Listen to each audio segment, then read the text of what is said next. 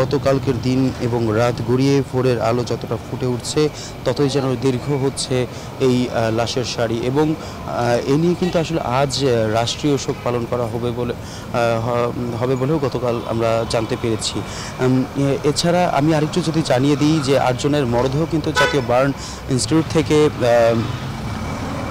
হস্তান্তর করা হয়েছে। তার মধ্যে বাগেরহাটের ফাতেমা আক্তার, বরিশালের সামিউল করিম, টাঙ্গাইলের হুরাইরা, মেহনা জাফরিন হুরাইরা, এছাড়াও ঢাকার শারিয়া আক্তার, ঢাকার নুসরাত জাহান আনিকা, ঢাকার সাদ সালাউদ্দিন, গাজীপুরের সাইমা আক্তার এবং সর্বশেষ যিনি কুষ্টিয়ার একজন টিচার ছিলেন তিনিও কিন্তু আসলে রজনী ইসলাম, তিনিও তাদের লাশও কিন্তু হস্তান্তর করা হয়েছে। সব মিলে 8 জনের লাশ হস্তান্তর করা হয়েছিল গতকাল রাত পর্যন্ত। এ নিয়ে আরেকটি বিষয় একটু জানিয়ে রাখি, ফ্লাইট লেফটেন্যান্ট যিনি ছিলেন তৌকির, তার মরদেহ মর্গে রাখা হয়েছে এমন বিষয়টি কিন্তু জানতে পেরেছি গতকালেই যিনি পরিচালনা করেছিলেন ফ্লাইটে। সানবিট সব দিবে সামাল, সানবিট ম্যাজিক প্রেস ডিশওয়াশিং এর মাথা ঘোরানো সলিউশন। তার পরিবারকে কিন্তু রাজশাহী থেকে ঢাকায় আনা হয়েছে। সব মিলিয়ে কিন্তু আসলে সকালে যে পরিস্থিতি, এখানে রাতে উৎসুক জনতা বেশ থাকলেও আসলে দিনে কিন্তু এখন পর্যন্ত তেমন একটি জনতা ভিড় করেনি।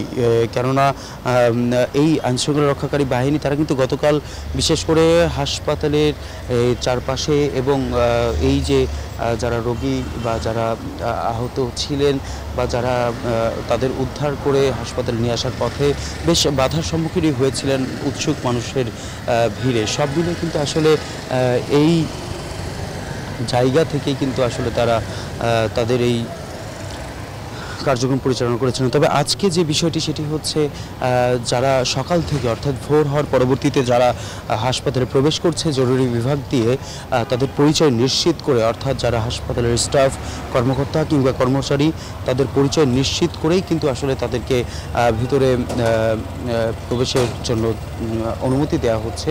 এছাড়া যদি কারো রোগী থাকে বা কারো সেক্ষেত্রে দেওয়া হচ্ছে, তবে বাইরের বা বহিরাগত কিন্তু সেভাবে ঢুকতে পারছে না। আমরা দেখছি যে আসলে সেনাবাহিনীর পাশাপাশি রেড ক্রিসেন্ট, স্কাউট, এছাড়াও বিভিন্ন স্বেচ্ছাসেবী সংগঠন যারা আছে তারাও কিন্তু আসলে যোগ দিচ্ছে। সকাল হওয়ার সাথে সাথে তারাও কিন্তু আসছে এবং এসে এখানে তারা যোগ দিয়ে তাদের রুটিন মাফিক তারা কিন্তু কাজ করছে। এবং যারা অনেকে আছে যে আসলে রাতে বাইরে ছিলেন তারা কিন্তু আসছেন, বিভিন্ন রোগীরা এসে তারা তাদের জরুরি বিভাগ দিয়ে রোগীর পরিচয় নিশ্চিত করে কিন্তু তারা আসলে সেখানে প্রবেশ করতে পারছেন।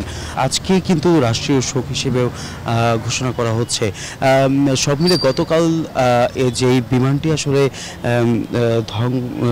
ধ্বংস হয়ে পড়েছিল মাইলস্টোন স্কুলের 2 তলা ভবনে, সেই ভবনে প্রায় 1:10-এর দিকে কিন্তু এই ঘটনার পরপরই সামাজিক যোগাযোগ মাধ্যমে ছড়িয়ে পড়ে। এমনকি সব মিলিয়ে সেখানে প্রায় আতঙ্ক ছড়িয়ে পড়ে। এছাড়াও গতকালকে দুপুর থেকে কিন্তু আসলে রাজধানী ব্যাপী এই বিষয়টি নিয়ে কিন্তু সকলেই সচেতন ছিলেন এবং সর্বোচ্চ চেষ্টা করেছিলেন। পরিযায়ী শিক্ষার্থী যারা ছিলেন তাদের অধিকাংশই ক্ষুদে শিক্ষার্থী, অর্থাৎ যে ভবনটিতে আসলে আশ্রয় পড়েছিল বিমানের ধ্বংসাবশেষগুলো, সেগুলো কিন্তু সেখানে অধিকাংশই কিন্তু আসলে শিশু যে শিক্ষার্থীরা ছিলেন তারা ছিলেন।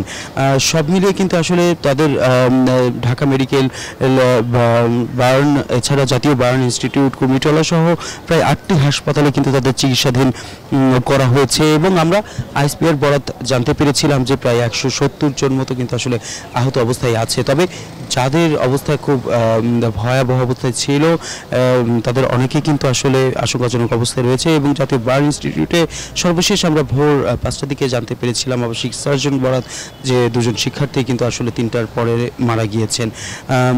আসলে সব মিলিয়ে আমার কাছে সর্বশেষ পরিস্থিতি জানাচ্ছিলাম আজ সকালবেলায় জাতীয় বার্ন ইনস্টিটিউট থেকে।